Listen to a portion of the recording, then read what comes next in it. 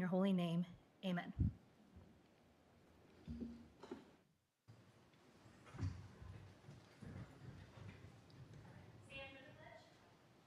I pledge allegiance to the flag of the United States of America and to the republic for which it stands, one nation, under God, indivisible, with liberty and justice for all.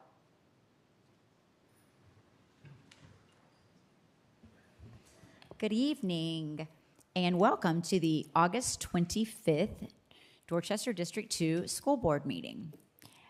At this time, I would ask for a motion to approve our consent agenda and meeting minutes. So moved. Motion made by Mr. Guthrie, Second. seconded by Ms. Bates. Any questions or discussion? All right, hearing none, we will call for the vote.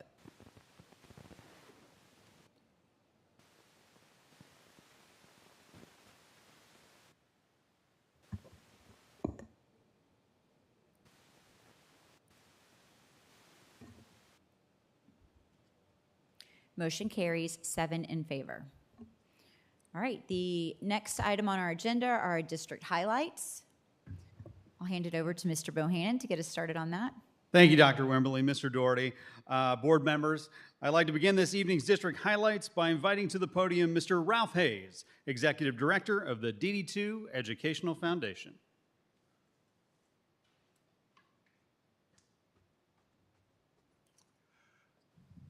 Good evening, Board Chair Wimberly, Superintendent Doherty, and members of the board. I am excited to be here tonight to present our annual report, which typically wraps up with our fiscal year, so this would have ended this past summer, but we're really excited to share some of the things that have been going on with the foundation due to the support of leadership in the district, and honestly due to the support of so many of our amazing community leaders. So just kind of flipping through our annual report there, and I think you have a copy in your packet there. The first thing that we wanted to put there was a plug for our 2 for 2 campaign. We often get asked when Kim and I are out in the community, hey, what can we do to help? The best way any individual can help the Education Foundation is by signing up for our 2 for 2 campaign. So a lot of nonprofits, when they're dealing with constituents, they're dealing with people who are writing them $1,000 checks or $5,000 checks, and we'll take those. That's great. We love our partners that have the ability to do that, but we understand that many of our constituents who care about what we're doing and give to us are parents of children who are currently in our schools. So we've really tried to break down that philanthropic barrier of people feeling like they have to write a check with a lot of zeros on the end. And we're saying, hey, give us $2 a month. Give us $2 a week. Buy a cup of coffee for a teacher. So I really challenge everyone in this room and everyone who's listening, can you give $2 a week to support our amazing educators in DD2? And so we really wanted to start with that and just put that there. And really for all of us, understanding one of the most important things is advocacy, making sure that people know the district has a nonprofit just like many other nonprofits in the community, and they can give to us in a tax-deductible way the same as they could to some of our amazing other nonprofits. And then jumping to the next page, just kind of highlighting some of the things that really jump out there. We're really proud of each year over the past 5 years growing the number of individual donation transactions. So that's the number of times we have either processed a payment either in person or someone has made a payment online. So 2,000 transactions for the year. That's more than 38 transactions each week, or 5.5 transactions every day, every Sunday, every holiday for the entire year. And so we're really proud of that, to understand that people are continuing to support us throughout the year. Another thing that we really made a goal of ours a few years ago that we're thankful that we've been able to achieve is making sure that we make an impact on every campus in DD2. This includes our amazing friends at RISE. This includes our amazing friends at Adult Ed, because we see them as a part of our DD2 family and want to make sure that educators on every campus in the district have the opportunity to benefit from the Ed Foundation. So we're really thankful for that. Flipping forward, we kind of break it down into a few categories here. That first one, in the community, is important for us. I think someone saw Kim the other day and they said, man, you're everywhere. And that's really what we want to be for the district. We want to be a voice and a representation so people in the community see us. It brings a humanization to the school district. It connects our educators directly to those in our community. So whether that's at the Christmas parade or Scarecrows on the Square or working with partners at their events when they're doing something, we really like to be in the community and a representation of what amazing things are happening in our buildings each day. There at the bottom, we did want to take a second to shout out Miss Dorothy Cronemer, a friend of ours who has been a big support of the big event for the past 4 years. She lost her battle with cancer this summer, but we were just so thankful for what she's helped us do to grow that event. Anybody who's been understands that we try to elevate that every year, and she's been a part of that, but we were thankful to honor her in our report right there. Transitioning to our teachers, which really is, what we do. We want to make sure that our teachers have resources that otherwise would not be available. So when you go through there, you look at some of the big things that jump out that we do. Classroom grants, we awarded right under $100,000 in classroom grants that are going right to something that a teacher said, hey, this is something that I need for my kids that's going to make an impact. First year teacher giving and teacher appreciation week, we gave away about $30,000 in those two initiatives to where every first year teacher is getting a bonus from the foundation to say, hey, welcome to the district, welcome to the DD2 family, we want you to be here. And then our Foundation $500 on the 5th is a big initiative that we do where we have a business partner each month who supports that, and we select an educator who gets $500 from the foundation, and it's really been something that has kind of caught on.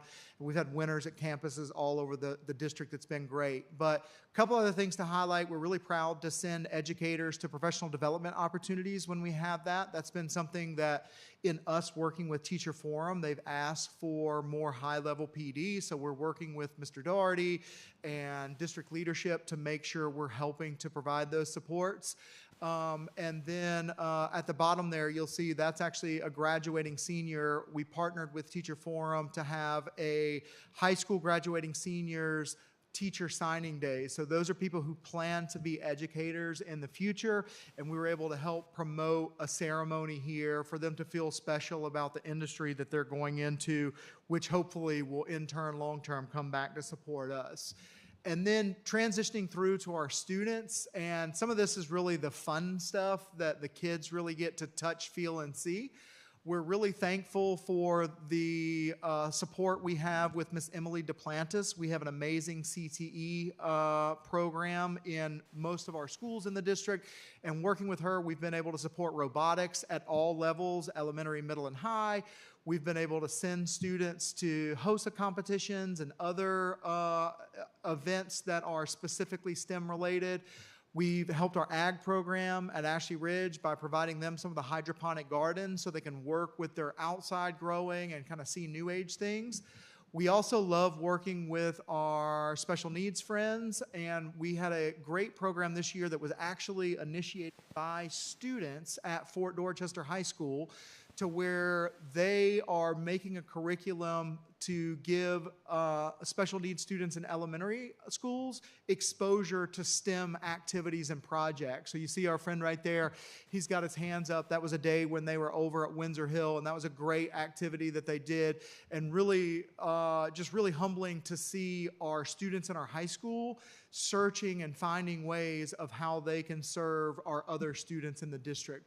We also love serving our fine arts. You know, Jason Walsh and the fine arts program we have are really second to none in the state. But being able to have somebody come in like our steel drums artist in residence who came here from Trinidad, stayed, went to programs all throughout the district, and then had concerts at our beautiful Performing Arts Center, really creates an environment and an opportunity for those kids that we can't necessarily provide here otherwise. And then with athletics, you know, making sure we're giving them some love too. The middle school all-star basketball game was really a great representation of that because it had students from all the middle schools in the district, males and females, and was really kind of a celebration of what they did. So we're really thankful for the ways that we're providing some opportunities and some resources for our students that they touch. And then jumping through to the next page, we really wanted to highlight this, and it's a good plug for us because the Somerville Meatball Run and Italian Feast is coming up in October. But our friends Jay Lombardo and the team there have really taken this event to a huge level. And I don't know that we always step back and understand how beneficial we are to be partnered with this group. We are the sole beneficiary of those events. They give 100% of the proceeds back to us. Because of that, their lifetime support from hosting those events has now eclipsed $130,000 that they've been able to infuse back into the district. And if you've been to those events, you understand the magnitude of it. The Italian Feast has grown to be the second largest event in Somerville each year, only behind the Flowertown Festival. And one of the great things is it's really a showcase of DD2. We have student talent from elementary to high school all throughout the day who get up on the stage, they perform in front of the community and have an opportunity to showcase what they're learning for us. But it's also connecting the community to them so that they're seeing what is happening within our buildings each day. So we're really proud of how that event has grown. And, talking with them, that and many of the other events we talked about wouldn't be possible if it weren't for the many people who work for the school district who stand with the foundation. When we have an event like this, we're to the point to where we're trying to slow down the volunteers now because we have so many amazing people in our schools that want to be a part of what the foundation is doing in the community, that it really is something that is a great way for us to understand that we are building internal support as far as that external support. So we're thankful for that accomplishment. And then the last page there, just kind of shouting out some of our larger sponsors. People who are showcased here on the back cover are sponsors who have invested more than $5,000 over the past year. But as I stated, we don't need a $5,000 check from you. We need a $2 check from you every week or every month. So we really hope that as you guys are talking to people in the community, you can encourage them to learn about the Education Foundation, to reach out to the Education Foundation and find out how they can be a part of all of the things that are happening in our buildings.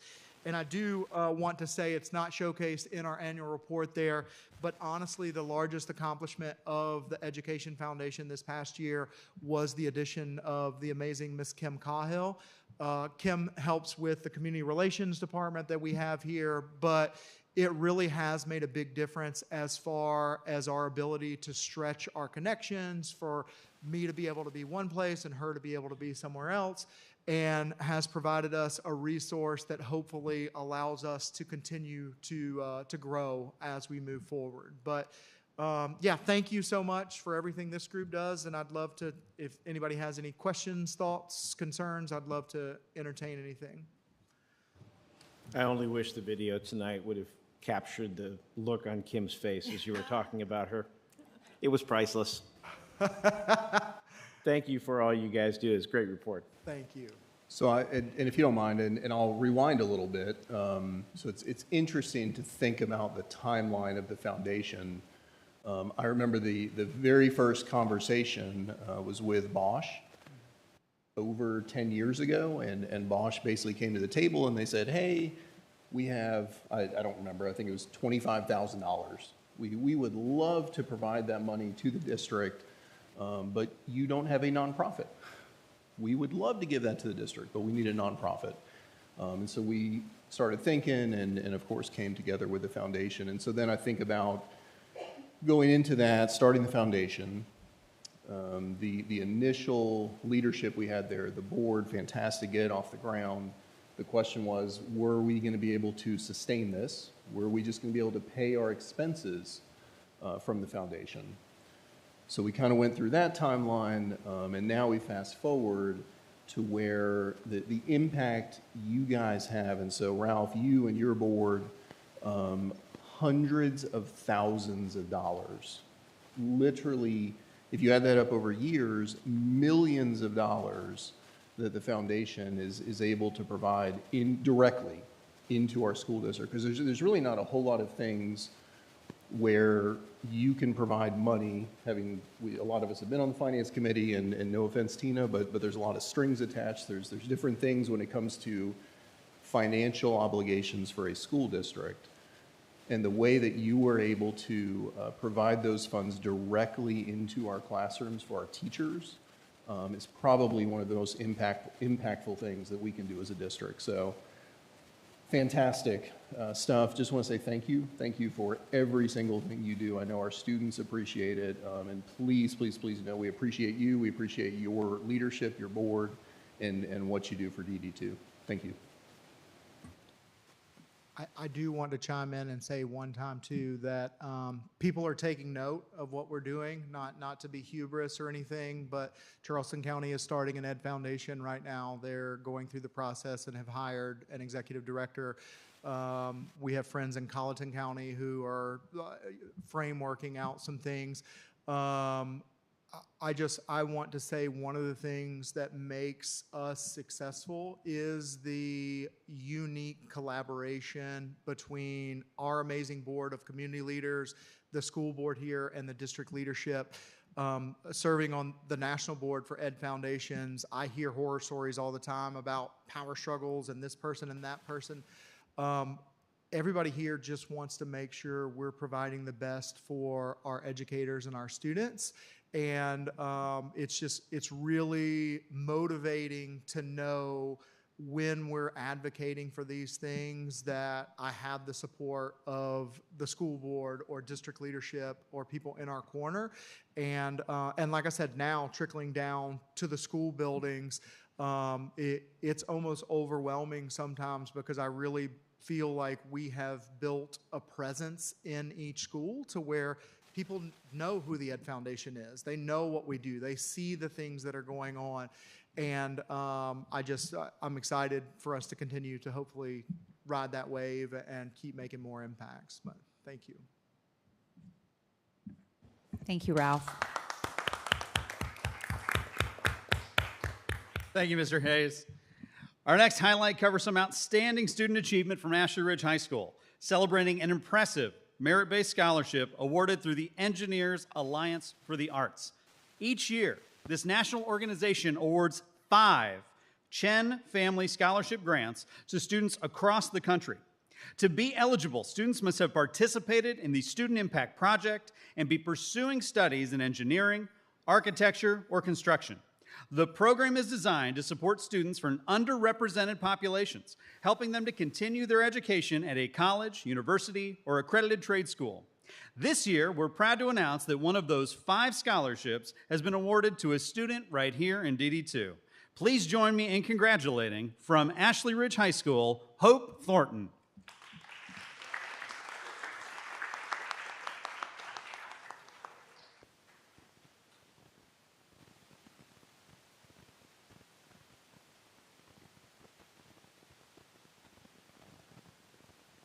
Dad, you got it? All right.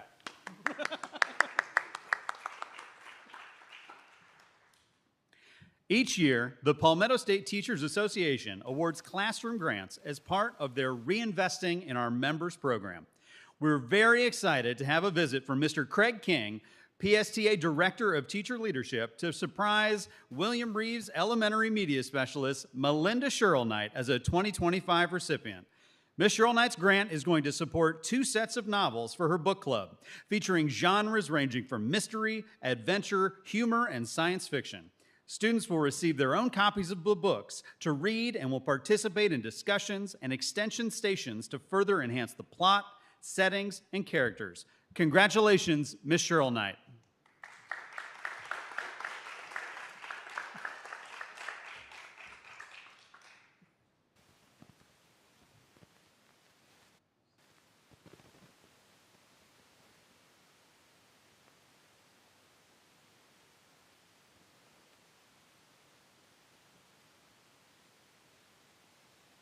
Ms. Hayes, you got it? Perfect. Congratulations, Melinda. There's a really cute video of her getting surprised on Facebook if you haven't seen it. It's a treat. Thank you very much. This concludes tonight's board highlights.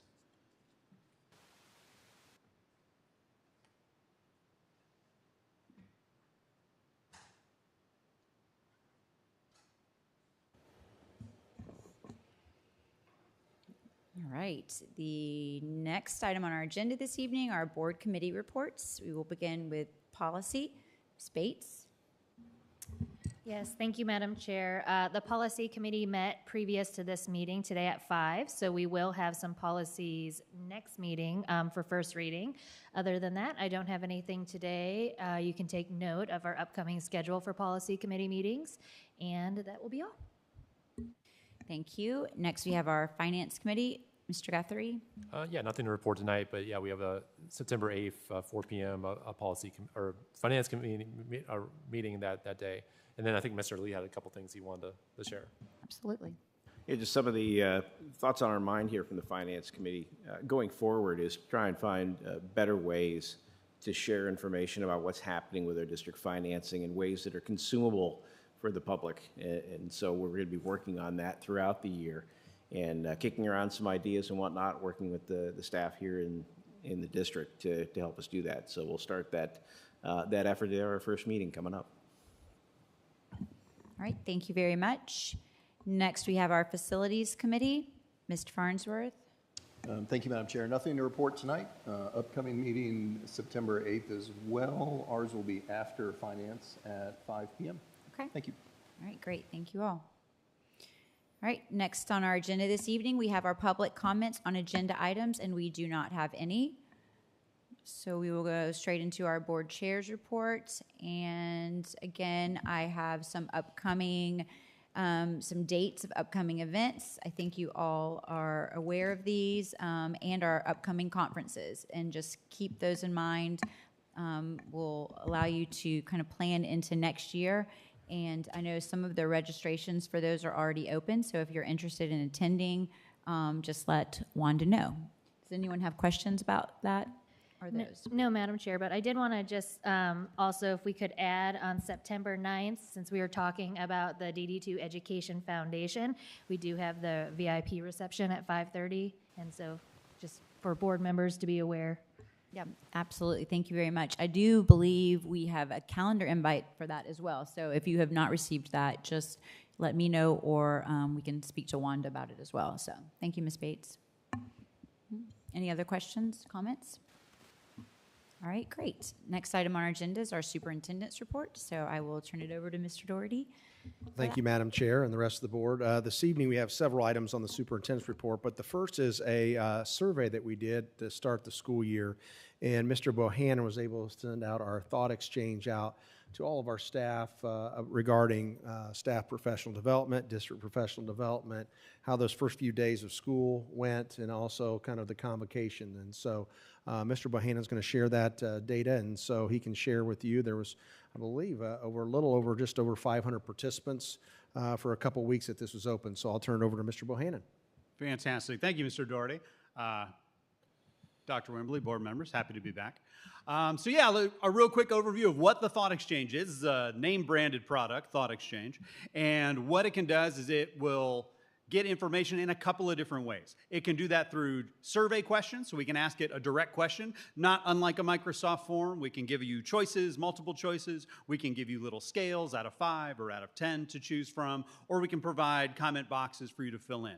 The second portion of the Thought Exchange is a larger, broader question.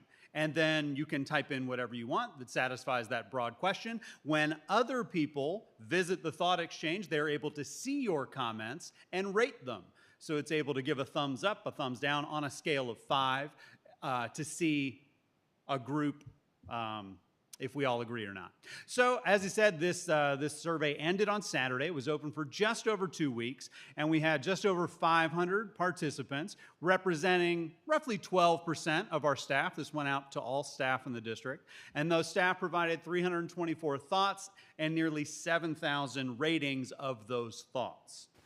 So first we'll hit some survey information just to give you an overview of who filled this thing out. Mostly elementary schools, at 52% of our elementary schools filled it out, and you can see the breakdown from there. Moving beyond that. So how did you like Convocation this year? And we were very happy to see that most everybody liked Convocation this year. We had a different format, we mixed it up a little bit, and so we got generally very positive feedback on that. Aligned with that, most people don't know that they want convocation to continue. And so this is something that that's why we do these things. We're going to take everything under advisement. And as you go down into the comments specifically, we can see that convocation represents an allotment of time to most of our teachers. And whether or not that time would be one-to-one back in their classroom seems irrelevant. It's how they feel about the time they're spending in convocation. So certainly something we can look at moving forward. Did they feel supported and prepared for their Meet the Teacher and orientation events? Again, most everyone said yes, because we do have that not applicable down at the bottom. So we're very pleased to see that. This is very interesting. Did you have adequate time to prepare your classroom or workspace? And the same percentage that strongly agreed, strongly disagreed, and disagreed to agree. And so we don't know if that expands out to experience or time or your personal journey of getting your classroom together, but very interesting. For new employees, we had some that were just optional. So if you were a new employee, you could answer this question. How helpful was the onboarding and induction process? Very happy to see high marks for the induction and onboarding. And so this was the large question. So reflecting on the start of the school year, and we looped in convocation, professional development, onboarding, orientation, and the 5 staff days before students returned. What worked well and what could be improved on? So our top ratings, this is an example of how the information comes back out. These thoughts were submitted, and then other people got to vote on them. So you'll see the top 3 out of 324 thoughts there, and they're all time related, whether that's time in your classroom. We got great feedback on the Wednesday start. A lot of people mentioned that in their comments. And so you can go through all 300 of these, and then we word cloud it out, and what's that big thing in the middle? It's time. It's all about time. And so in summary of the exchange itself, mixed sentiments about the start of the year, about what they liked and what they didn't like, but the quest for time and that balance between their professional development and their personal preparation emerged as a significant theme for the thought exchange. And I'm happy to entertain any questions. It might be, I'll get back to you because I have to dig deeper perhaps, but if you got something, I'll take it. I have a question. Can you break down in you guys looking at this and see if it was like elementary really loved convocation, or maybe it was high school really loved convocation? You can do a lot of those theoretical Okay, things. because I'm Exactly. curious if So- maybe elementary wanted to be in their room more I versus understand. maybe the older. So there are hypotheticals. The system of thought exchange is very robust. Yeah. And so you can go in using those survey questions and apply filters so that you're seeing answers, as you said, from only elementary or from only high school, and see how those individual groups rated. We could break that sort of thing out very easily. Is that something y'all will do when you're Of course. taking it into consideration? Okay. Anybody else? Yeah, Wonderful. the one thing that we'll do, and we just kind of talked a little bit briefly about this today, is again, when you're looking at continuous improvement, looking at how we can improve the first 5 days for our teachers. You know, what's beneficial, as Brian said, was time. You know, the state gives us 10 days throughout the year.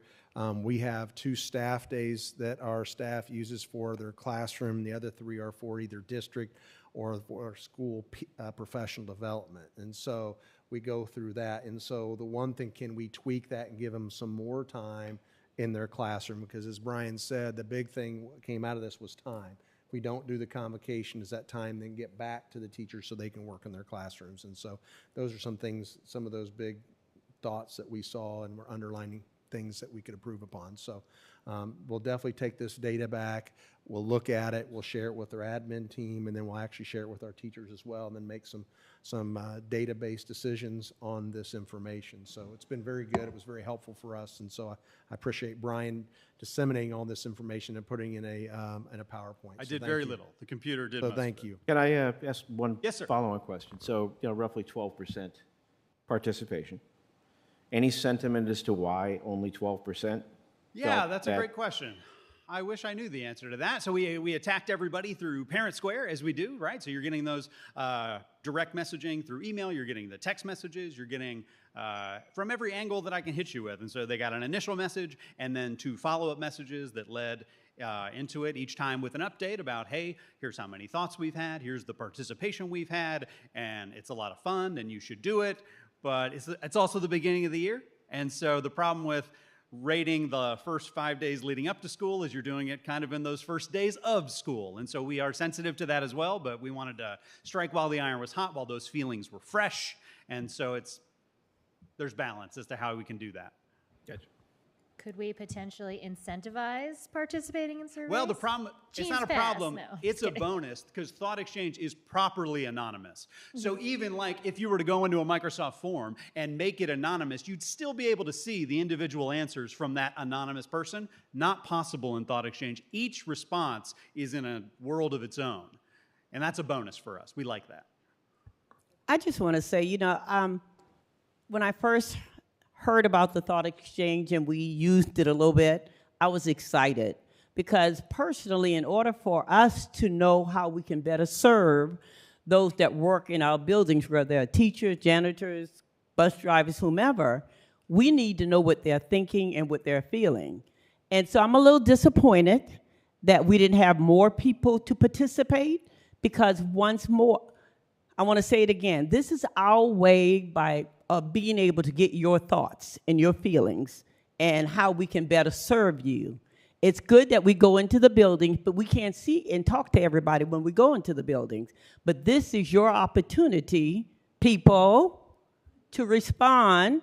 And so if we have another survey, I would really love to see 98 being our level of participation. 98%. That'd be so wonderful. thank you so much for all that work that you put into it as well.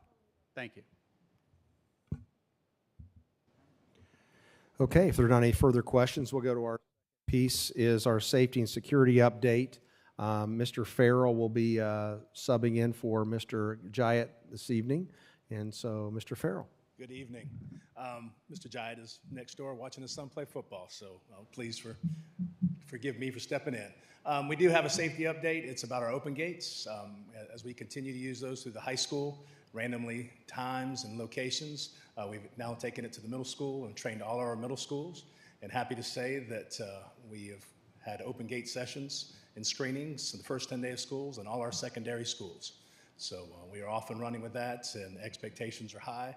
I was at Oak Brook on the first day that we trained Oak Brook staff and ran students through, and Chester joined us. So as we were scanning students, Chester was scanning the classroom. So it was a great combo. So we really had kids were great, and the staffs did an outstanding job. So as we move forward through our security, next week we start our school visits, and we'll have security audits as we move through the schools in this fall and into the winter to make sure our campuses are as safe as they possibly can and identifying any issues for security and safety.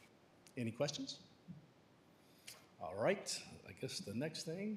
Yeah, the next one is our new bus driver incentive program that Mr. Farrell will kind of go over, and it does replace our stipend to drivers making additional bus runs. That's what we've been doing in the past, but that does not affect every driver, and so Mr. Farrell and Mr. Shope has really worked together to come up with a little bit better incentive that will affect all bus drivers and have an impact. So, Mr. Farrell. As Mr. Doherty said, the double runs, main cause, attendance. So, we were kind of putting ourselves in a little bit of hole, but our number one is safety. So we thought tie in safety to make sure that our drivers are dotting their I's and crossing their T's when it comes to safety of our students as they're transporting to and from school. And then, like I said, attendance is the number one problem we have for double runs. So by incentivizing, making sure you come to work each and every day, we'll have less double runs. So we're excited, and we're just asking you guys to approve the new incentive. Any questions? The one thing I can point out, last year, Mr. Shope was able to recognize 6 drivers last year that had perfect attendance. And right now, when we started the school year, we had 160 drivers. Since then, we've had 6 that a few have quit, a few are on some leave. And so that has really hurt some of our bus times, especially then doing double backs on that. So again, we felt like this would be something we could put together, hopefully that would create, our bus drivers being at work and wouldn't create those double runs. And so we appreciate you and Mr. Shope bringing this together. Is that, I'm assuming we want a motion, but Yes. quick question, is that from general fund? Do we know approximately how much we're looking at? Any idea? She does. Well, She knows what we spent last year. For the double run, 150,000 on the double run. Okay. Yeah, I'll make a motion to accept the incentive program as presented in our packet. Okay. Second. Motion made by Mr. Farnsworth. Was there a second? By Second. Mr. Lee. Seconded by Mr. Lee. Any questions or discussion? Okay. Hearing none, we will call for the vote.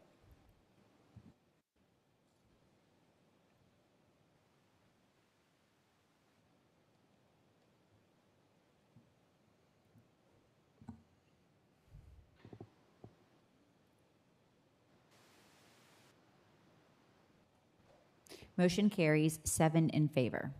One other thing to add about that, this will start in September when we start this, and we'll get this information out to our bus drivers. So we're looking forward to putting this in motion next month. So next we have our finance report. Ms. Meunier. Thank you, Mr. Doherty. Good evening, Chairwoman Dr. Wimberly, board members. Tonight our finance team has prepared the first month of our new fiscal year. So we have July of 2020 of the fiscal year 26 report. So we've started over. I can't believe we're already at a new year. So your first column, you see the actual numbers for the month of July. And then everything else in blue from August through June of next year.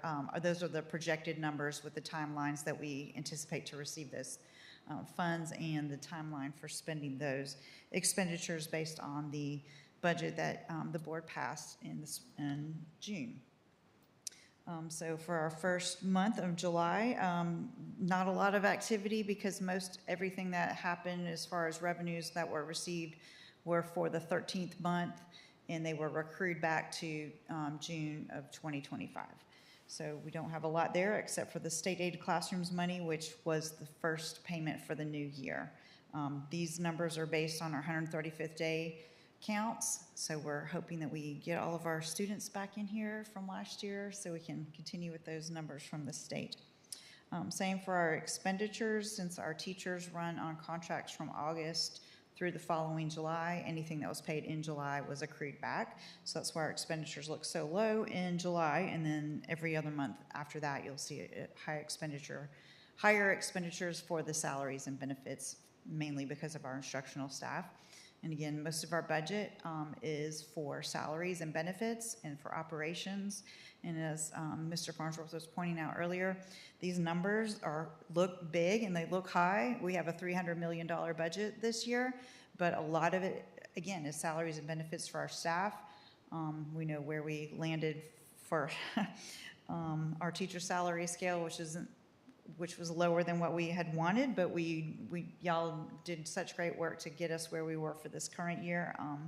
So yeah, we don't have a lot of wiggle room in our budget, but we're doing the best we can with this money. The next report is our balance sheet for our general fund. And again, while the numbers look high, we have total assets of $83 million. Total liabilities of $10 million, and our fund balance of $72 million. Those funds are keeping us through until we receive our property tax revenues in December. So we're running off of balances for our fund balance that will get lower and lower and lower until we receive those funds in December, because again, we don't receive our revenues evenly throughout the year. The next report is our schedule of revenues, expenditures, and changes in fund balance through the first month.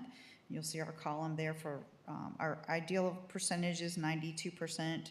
For our revenues, we were at 95.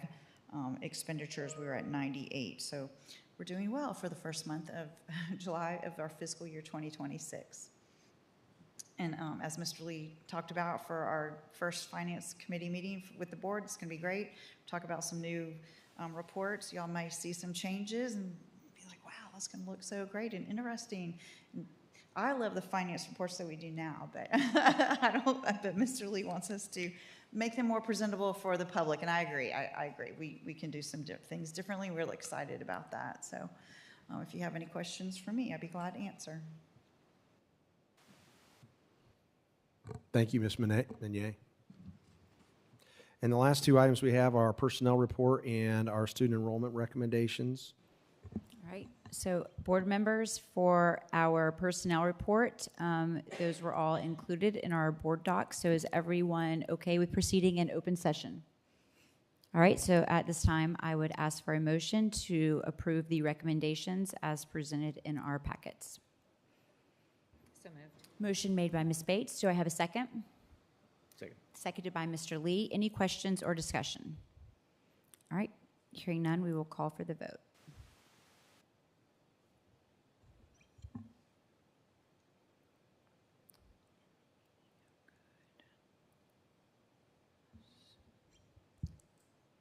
Motion carries 7 in favor. All right, and then we have student enrollment recommendations that were also included in our packet. And we will proceed with the ones under the superintendent's report. Is everyone okay with that? Then I would ask for a motion. Motion made by Ms. King, seconded by Mr. Farnsworth. Any questions or discussion? Okay, hearing none, we will call for the vote.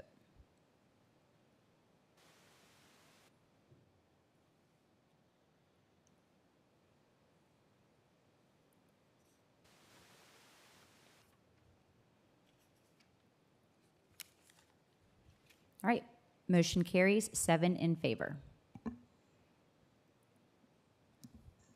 And does that conclude? And that concludes our superintendent's report. Thank you, Dr. Wimberly. Thank you very much. All right, the next item on our agenda this evening are our public comments. And we do have some, so, all right. Our first one this evening is Mr. Jason Brockert.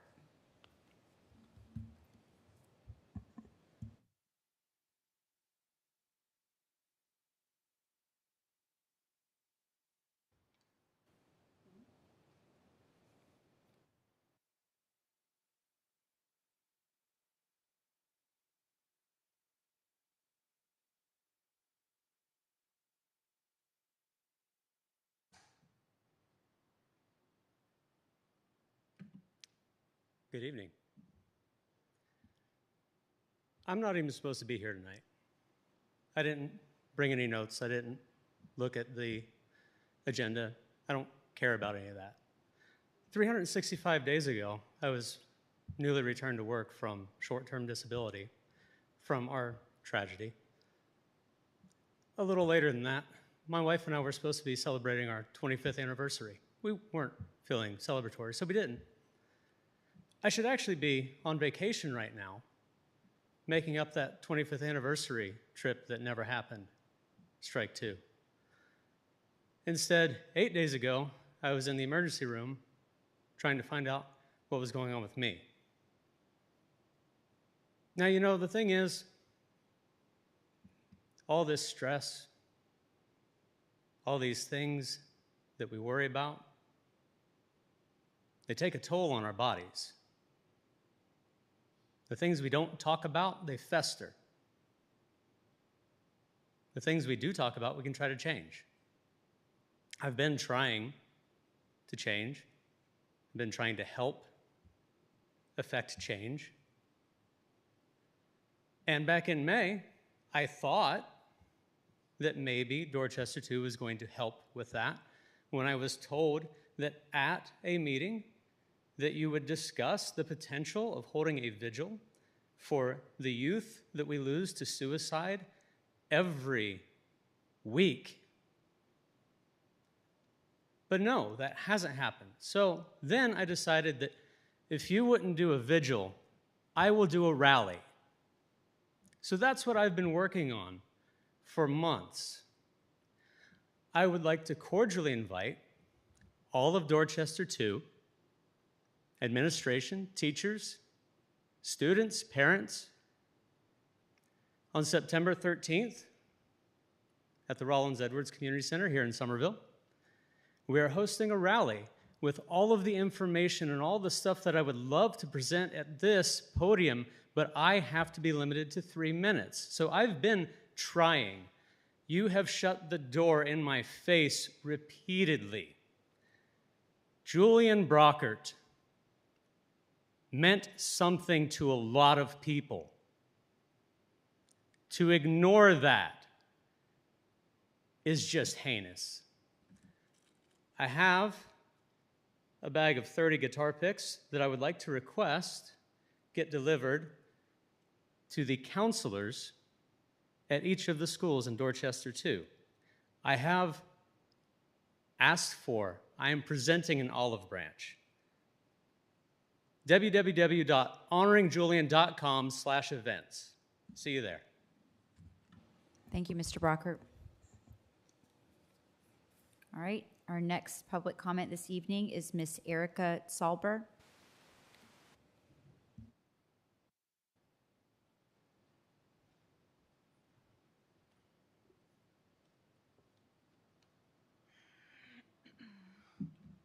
Good evening. I'm here to discuss the hiring process in this district as a concerned parent. Every child deserves to go to a school that is fun, loving, free of politics, and most importantly, safe. For some kids, school is their safe place. Parents should never have to question who their child is spending their day with.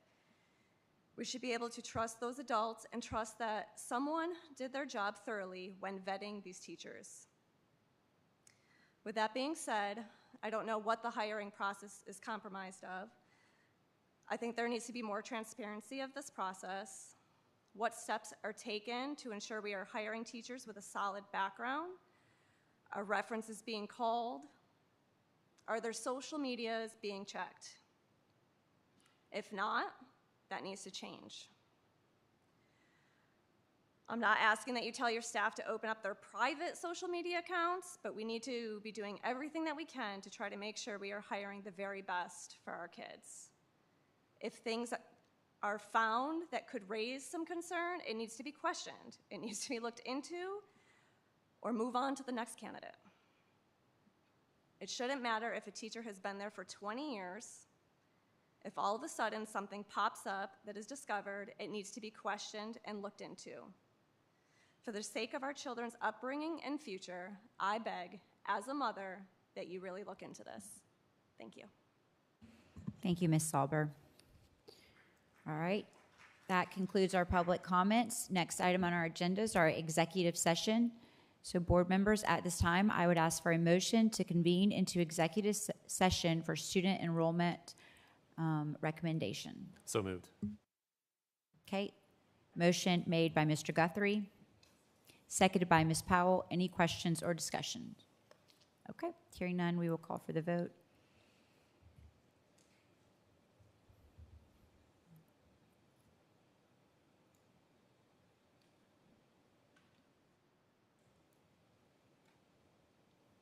All right, motion carries 7 in favor. We are in executive session and we will return.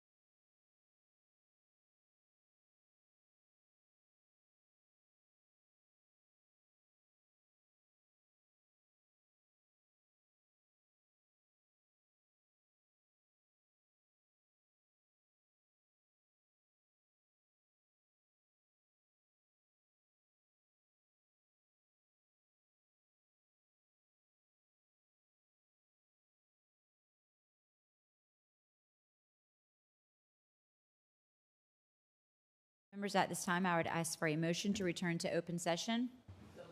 Motion made by Ms. Powell. Do I have a second? Second. Seconded by Mr. Guthrie. Any questions or discussion? Hearing none, we will call for the vote.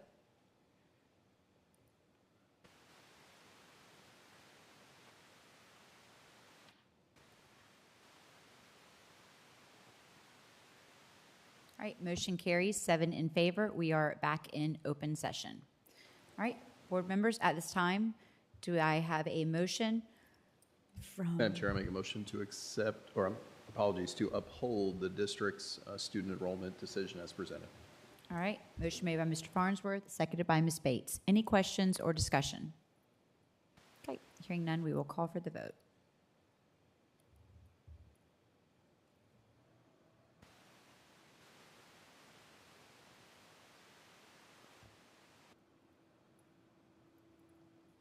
Motion carries, 7 in favor. All right, board members, at this time, I would ask for a motion to adjourn. Motion made by Ms. Bates, seconded by Ms. King. Any questions or discussion? Hearing none, we will call for the vote.